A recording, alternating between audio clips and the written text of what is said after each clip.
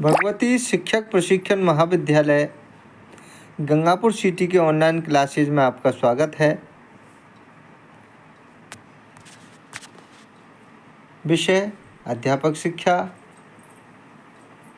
प्रकरण IASE का परिचय, आवश्यकता और कार्य।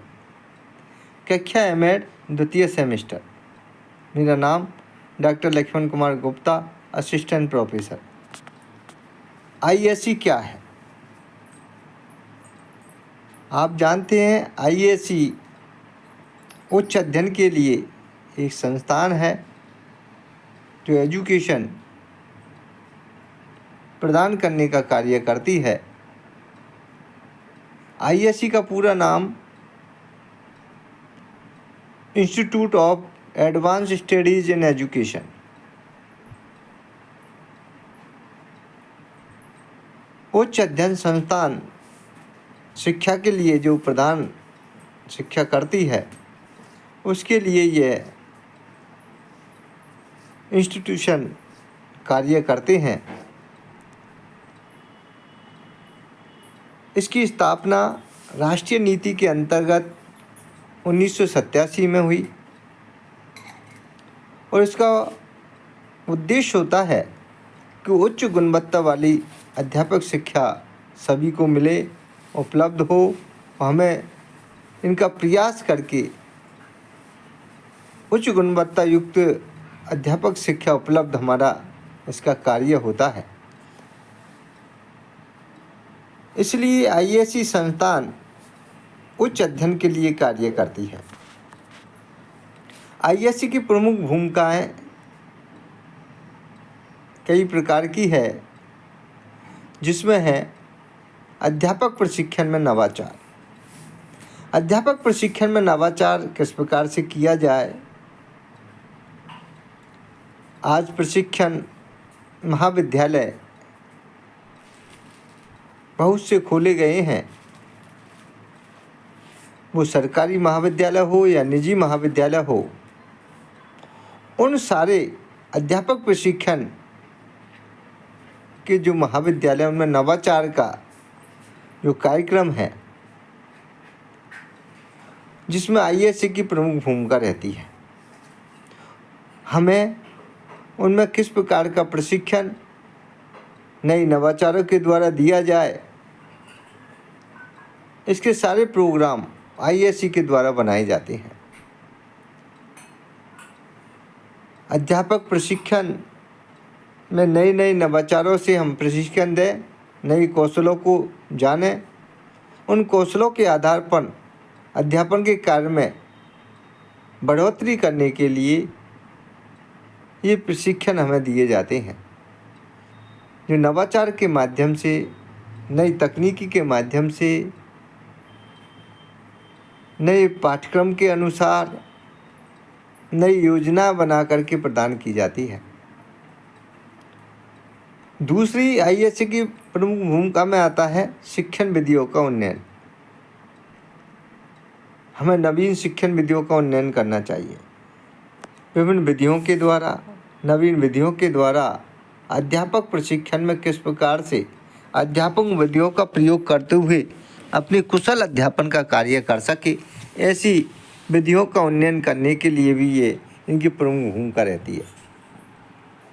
हम विभिन्न विधियों के माध्यम से प्रशिक्षणार्थियों को पढ़ाएं, इन विधियों को बताएं, ताकि वो भी जब भी अध्यापक बने, इन विधियों का वो प्रयोग करके शिक्षण विधियों का उन्नयन करते हुए अच्छा शिक्षण वो करवाएं। तीसरा IASE की प्रमुख भूमिका में आता है अनुसंधान कार्यों को बढ़ावा देना। आज आप देखते हैं शिक्षा में भी नई नई अनुसंधान होते हुए जा रहे हैं। नए नए नवाचारों से हम शिक्षा प्रदान करने के लिए नई नई खोजें हम कर रहे हैं। उन अनुसंधानिक कार्यों को बढ़ावा देने का कार्य भी, भूमिका भी IASE की प्रमुख होती है।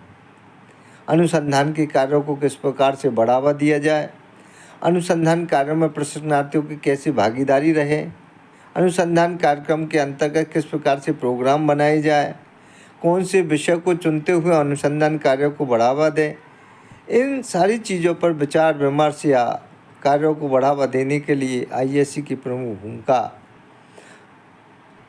हम देखने को हमें मिलती है।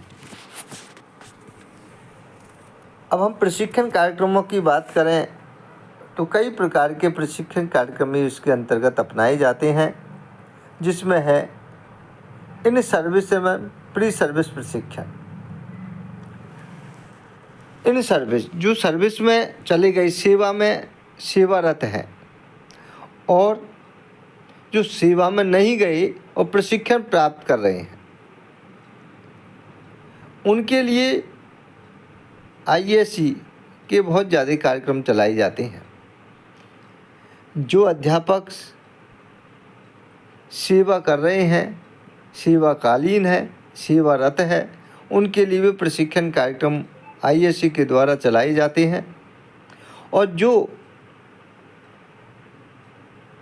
विद्यार्थी या प्रशिक्षणार्थी प्रशिक्षण प्राप्त कर रहे हैं, उनके लिए भी प्री सर्विस प्रशिक्षण के अंतर्गत कई ऐसी कार्यक्रम चलाए जाते हैं कि वो विभिन्न प्रकार के कौशलों को सीखकर एक अच्छे अध्यापक वो बन सके। नई नई नवाचारों की जब जानकारी हमें देनी होती है तो आईएससी प्रशिक्षण कार्यक्रम के अंतर्गत ही प्रोग्राम बनाए जाते हैं। सेवारत अध्यापक उनसे प्रोग्रामों से जोड़ते हैं, समय निकाल कर उसमें भाग लेते हैं। कई प्रकार के वर्कशॉप सेमिनार आयोजित उनके द्वारा की जाती है, उनमें भाग लेते हैं। कई प्रकार के प्रशिक्षण कार्यक्रम रखे जाते हैं, उनमें भाग लेते हैं, ताकि उन सारे कार्यक्रमों से वो जुड़ सके और उस प्रशिक्षण को प्राप्त करके नई नवाचारों के द्वारा स्कूलों में, महाविद्यालयों में बच्चों को वो पढ़ा सके। ऐसे प्रशिक्षण सब आईएससी के द्वारा ही संपन्न किए जाते हैं, ऐसे कार्यक्रम रखे जाते हैं। बीएड एमएड जैसे पाठ्यक्रमों का संचालन भी आईएससी के द्वारा, संस्थान के द्वारा किए जाते हैं, जिसमें बीएड एमएड पाठ्यक्रमों का संचालन हो। आप जानते हैं, जो भी शिक्षा के अंतर्गत पाठ्यक्रम बनाए जाते हैं, उन पाठ्यक्रमों का संचालन भी अध्यापक के लिए बनने के लिए या और अध्यापकों को उच्च अध्ययन के लिए स्नातकोत्तर स्तर पर जो जैसे पाठ्यक्रम चलाए जाते हैं शिक्षा के अंतर्गत, प्रशिक्षण के अंतर्गत, उन पाठ्यक्रमों का संचालन भी आईएससी के द्वारा किया जाता है। उनमें भी संस्थानों में आईएससी भी इन कार्यक्रमों को करवाते, पाठ्यक्रमों का संचालन करती है। अगला है कार्यशालाएं, संगोष्ठी या प्रशिक्षण शिविर। प्रशिक्षण कार्यक्रम के अंतर्गत विभिन्न प्रकार के कार्यशालाएं, संगोष्ठियाँ, प्रशिक्षण शिविर भी समय समय पर लगाए जाते हैं। उन संगोष्ठियों के माध्यम से, उन कार्यशालाओं के माध्यम से, उन प्रशिक्षण शिविरों के माध्यम से प्रशिक्षणार्थी, संभागी उनमें भाग लेते हैं और कार्यशाला में भाग लेकर के विभिन्न प्रकार का प्रशिक्षण प्राप्त करके या नवीन जानकारी प्राप्त करके वो अपनी कार्य योजना को अपनी कार्यशाला के अनुसार, संगोष्ठी के अनुसार या प्रशिक्षण शिविरों के अनुसार पूरा करते हैं।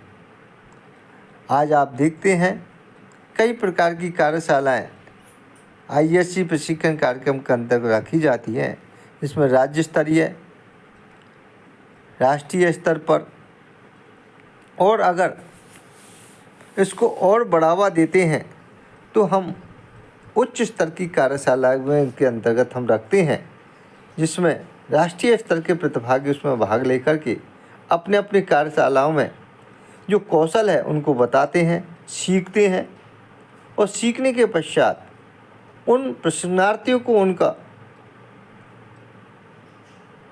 बताने का कार्यक्रम करते हैं, ताकि वो भी उसमें कुशलता अर्जित कर सके।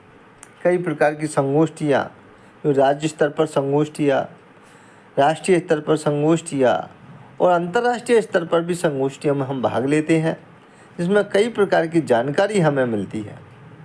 विभिन्न विषयों को लेकर के, विभिन्न टॉपिकों को लेकर के अपना टॉपिक निर्धारित करते हुए, प्रकरण निर्धारित करते हुए उस पर हम विचार गोष्ठी रखते हैं। अलग अलग विचार विद्वानों के आते हैं, उन विचारों पर मंथन किया जाता है। मंथन करने के बाद निष्कर्ष निकाले जाते हैं ताकि प्रशिक्षण कार्यक्रम में बहुत वो उपयोगी रहते हैं।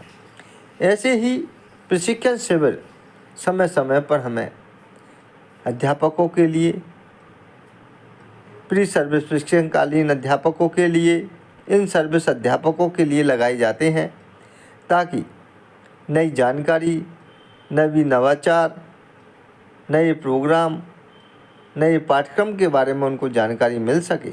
ऐसे कार्यक्रमों को भी इस प्रशिक्षण कार्यक्रम के अंतर्गत बताया जाता है। अगर हम अनुसंधान नवाचार की बात करें तो अध्यापक शिक्षा में अनुसंधान की कई परियोजनाएं चलाई जाती है, जिसमें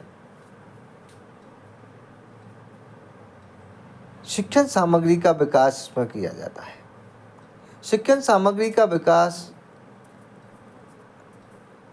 पाठ्यक्रम को किस प्रकार से अच्छा बनाया जाए, शिक्षण को किस प्रकार से प्रभावी बनाया जाए। शिक्षण सामग्री के विकास के अंतर्गत हम विभिन्न प्रकार के TLM कार्यक्रम या पोस्टर या चार्ट, मॉडल, चित्र बना करके उन सामग्री के अनुसार शिक्षण का विकास जब हम करते हैं तो शिक्षण सामग्री का निर्माण करना भी उसके अंतर्गत बताया जाता है। शिक्षण सामग्री से हम स्थायी ज्ञान प्रशिक्षणार्थी को दे सकते हैं, बालकों को दे सकते हैं, ताकि उनका विकास करते हुए प्रभावी शिक्षण वो करा सके, स्थायी शिक्षण वो करा सके। इसलिए शिक्षण सामग्री का विकास करने का जो अनुसंधान में नवाचारों का जो कार्यक्रम है, ऐसी परियोजनाएं, अनुसंधानिक कार्यक्रम है, वो भी रखे जाते हैं। ICT आधारित शिक्षण को बढ़ावा देना। आज तकनीकी शिक्षा को बढ़ावा देने के लिए भी अनुसंधान नवाचार में ये कार्यक्रम रखे जाते हैं। तकनीकी शिक्षा को बढ़ावा देने के लिए ऑनलाइन क्लासेज या विभिन्न प्रकार से कंप्यूटर के माध्यम से, स्मार्ट बोर्ड के माध्यम से ऐसे तकनीकी कार्यक्रम बताए जाते हैं ताकि ICT के अंतर्गत ऐसे कार्यक्रम रखे जाते थे, बालक उनसे जुड़े, तकनीकी शिक्षण सामग्री का वो उपयोग करें और उनका प्रयोग करते हुए नवाचारों को वो सीखें। ऐसे बढ़ावा देने के लिए भी अनुसंधान नवाचार इसमें बताए जाते हैं। अगला है पाठ्यक्रम विकास में योगदान। IAC का पाठ्यक्रम विकास में योगदान भी रहता है, जिसमें NCERT, SCERT के साथ समन्वय इसमें किया जाता है। आप जानते हैं ये दोनों ही अध्यापकों के मजबूत बनाने के लिए, अध्यापकों के स्तर को बढ़ावा देने के लिए, शिक्षा को बढ़ावा देने के लिए ये दोनों ही संस्थाएं कार्य करती हैं। NCERT, SCERT हमारे प्रशिक्षणार्थी जो प्रशिक्षण के कार्यक्रम हैं उनमें विभिन्न प्रकार के पाठ्यक्रमों का निर्धारण, प्रोग्रामों का निर्धारण उनके द्वारा किया जाता है, ताकि जगह जगह जो भी प्रशिक्षणार्थी अध्ययन कर रहे हैं, महाविद्यालय में, संस्थान में अध्ययन कर रहे हैं, उनके नियम कानून बनाना, उनके अनुसार पाठ्यक्रम के अनुसार चलना, कई प्रकार की योजनाएं बनाना, उन योजनाओं का समन्वय करते हुए IASC भी इनके साथ समन्वय रखती है ताकि सारी जानकारी शिक्षा की उनको मिल सके। ये सारा कार्यक्रम भी इनके द्वारा किया जाता है। तो पाठ्यक्रम विकास के योगदान में NCERT, SCERT का भी इसके साथ समन्वय किया जाता है। अगला है शिक्षक शिक्षा पाठ्यक्रमों की समीक्षा एवं संशोधन। शिक्षक शिक्षा पाठ्यक्रमों की समीक्षा और संशोधन का कार्यक्रम भी इसके द्वारा किया जाता है, ताकि पाठ्यक्रम में जो भी कमी है या कोई सुधार करना है या कुछ जोड़ना है या कुछ संशोधन करना है, तो ये भी शिक्षक शिक्षा पाठ्यक्रमों की समीक्षा और संशोधन का कार्य भी इनके द्वारा भेजा जाता है, ताकि जो भी उसमें कमी है उसको पूरा किया जा सके और संशोधन किया जा सके। एनसीटीई मानकों के अनुसार पाठ्यक्रम का विकास करना भी इनका कार्य होता है, ताकि उन मानकों को ध्यान में रखते हुए अध्यापकों के कार्यक्रम बनाए जाए और उन कार्यक्रमों को पाठ्यक्रम का विकास उसमें किया जाए। क्षेत्रीय सहयोग और विस्तार कार्य, अगर बात करें क्षेत्रीय सहयोग और विस्तार कार्य की, तो स्कूलों और डाइट के साथ भी समन्वय इसका होता है। जो भी हमारे स्कूल होते हैं और हमारे ज़िले में जो डाइट होती है, उनके साथ भी इनका समन्वय डाइटों के साथ किया जाता है, ताकि जो भी प्रशिक्षण कार्यक्रम डाइट के द्वारा चलाए जा रहे हैं, उन प्रशिक्षणों के साथ भी इसका समन्वय किया जाता है, समन्वय होता है। ग्रामीण क्षेत्रों में प्रशिक्षण कार्यक्रम भी इसके अंतर्गत रखे जाते हैं। ग्रामीण क्षेत्र के लोगों को प्रशिक्षण कार्यक्रम से जोड़ा जाता है, नवीन जानकारी दी जाती है, नवाचारों की जानकारी दी जाती है, ताकि ग्रामीण क्षेत्र के लोग इन कार्यक्रमों से जुड़ सके, उनको भी प्रशिक्षण का ज्ञान मिल सके। ऐसी शिक्षा की कई प्रकार के प्रशिक्षण निर्धारित किए जाते हैं, कार्यक्रम रखे जाते हैं। अगला है शिक्षक समुदाय के साथ निरंतर संवाद। आप जानते हैं, हमेशा शिक्षक समुदाय के साथ निरंतर संवाद भी इनके द्वारा किया जाता है।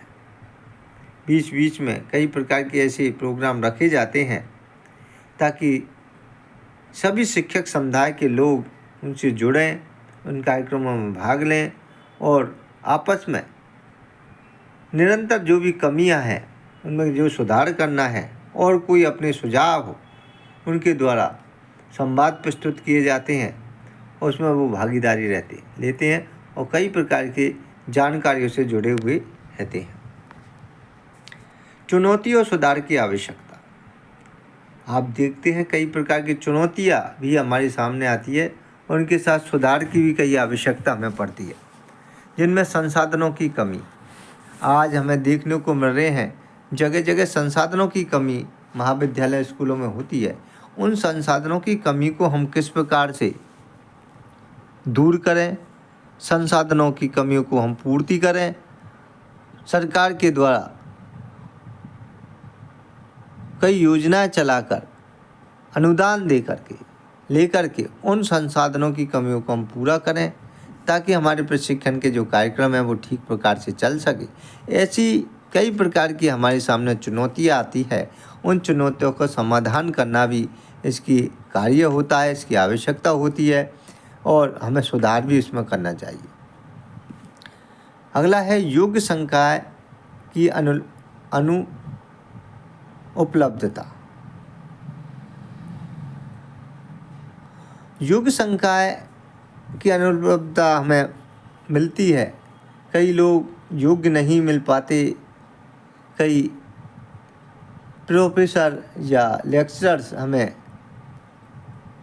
जो अपने योग्यता के अनुसार हमारी संस्थाओं में हमें नहीं मिल पाते हैं, उनके लिए भी योग्य संस्थाओं की में योग्य अध्यापकों की संकायों के अनुसार, विषय के अनुसार उपलब्धता करवाई जाती है, ताकि हमें जो वहाँ पर कमी दिखाई देती है उनकी हमें पूर्ति हो सके, प्रशिक्षणार्थियों को अच्छे अध्यापक मिल सके, समय पर पाठ्यक्रम पूरा हो सके, समय पर कमियों को हम दूर कर सके और अच्छी तरीके से प्रशिक्षण विद्यार्थी प्राप्त कर सके। ऐसे सारे कार्य एवं इसमें सुधार भी इनके द्वारा किया जाता है। अगला है तकनीकी सहयोग में कमी। तकनीकी सहयोग की कमियों को भी हम समय समय पर पूरा करते हैं। नई नवाचारों के द्वारा, नई सामग्रियों के द्वारा या सामग्रियों की कमी है तो सामग्री को उपलब्ध करा करके इन तकनीकी जो सहयोग में कमी आ रही है उनमें को दूर हम कर सकें। और जो तकनीकी उपकरणों को चलाना नहीं जानते उन तकनीकी उपकरणों को चलाने के लिए बीच बीच में प्रशिक्षण भी दिया जाता है। समय पर अध्यापकों प्रशिक्षणों से जोड़ते हैं और तकनीकी सहयोग में जो हमें कमी महसूस हो रही है उनसे जुड़ कर के हम उनमें सहयोग प्रदान करते हैं, उन कमियों को हम दूर कर सकते हैं। अगला है समाधान के लिए अगर कार्य करें हम, तो मैंने चुनौती आपको बताई, फिर उनका किस प्रकार से हम समाधान कर सकते हैं। उन समाधान में वित्तीय सहयोग हम प्राप्त करें, सरकार के द्वारा, राज्य सरकार के द्वारा, केंद्र सरकार के द्वारा या अन्य जो भी वित्तीय सहयोग जहाँ से हमें मिलता है उसे लेने का हम प्रयास करते हैं और ज़्यादा से ज़्यादा समाधान करने का प्रयास करते हैं। डिजिटल सशक्तिकरण भी हमें बढ़ाना चाहिए। आज तकनीकी का युग है, डिजिटल का युग है, तो उस सशक्तिकरण को बढ़ा करके हम नए नवाचारों से शिक्षण करवाएं, प्रशिक्षण करवाएं, ताकि विद्यार्थी डिजिटल युक्त सशक्तिकरण के माध्यम से जुड़ सकें और समय समय पर निरंतर उसका मूल्यांकन किया जा सके। क्योंकि समय पर अगर मूल्यांकन होगा तो हम हमारी कमियों को देख सकेंगे, उनमें सुधार कर सकेंगे, उनका समाधान हमें निकलेगा। इसलिए निरंतर मूल्यांकन भी समय पर होता रहे तो ये भी एक चुनौती और सुधार की आवश्यकताओं के अंतर्गत आता है। निष्कर्ष रूप में देखें तो IASE अध्यापक शिक्षा को नई दिशा देता है। गुणवत्तापूर्ण शिक्षक निर्माण में इसकी भूमिका महत्वपूर्ण है और शिक्षक की गुणवत्ता सुधार हेतु IASE निरंतर सशक्तिकरण आवश्यक है। क्योंकि IASE अध्यापक शिक्षा को नई दिशा इसलिए देता है कि ये IASE का जो कार्यक्रम होता है वो नई तकनीकी के माध्यम से अध्यापक शिक्षा को बढ़ावा देने के लिए नई दिशा प्रदान करता है। गुणवत्तापूर्ण शिक्षक निर्माण में इसकी बहुत महत्वपूर्ण भूमिका रहती है, बहुत महत्वपूर्ण होता है इनकी भूमिका में, कि हमें गुणवत्तापूर्ण शिक्षक का निर्माण हो। और निर्माण तभी होगा जब उचित तरीके से प्रशिक्षण अध्यापक प्राप्त करेंगे, नियमों के हिसाब से विभिन्न प्रशिक्षण कौशलों को सीख करके। तो ये भी एक IASE का बहुत बड़ा एक निष्कर्ष रूप में माने तो गुणवत्तापूर्ण शिक्षक निर्माण में इसकी भूमिका बहुत महत्वपूर्ण होती है। शिक्षा की गुणवत्ता सुधार हेतु IASE निरंतर सशक्तिकरण आवश्यक है। आज आप देखते हैं शिक्षा की गुणवत्ता को और सुधार हेतु IASE का निरंतर सशक्तिकरण भी बहुत आवश्यक है। उनके द्वारा हम निरंतर सुधार करें, मजबूत बने, ताकि अध्यापक का जो कार्यक्रम है वो मजबूत हो सके। इसमें IASE पूर्ण सहयोग देता है, सशक्तिकरण होता है और अध्यापक अपनी क्षमता योग्यता के अनुसार अच्छी भूमिका हमारी जो संस्थान में निभा सके। तो आज मैंने आपको IASE के परिचय, IASE क्या है, IASE की प्रमुख कार्य क्या है, क्या आवश्यकता है, उनके बारे में बताया। आपको ये वीडियो पसंद आई होगी। नमस्कार, धन्यवाद।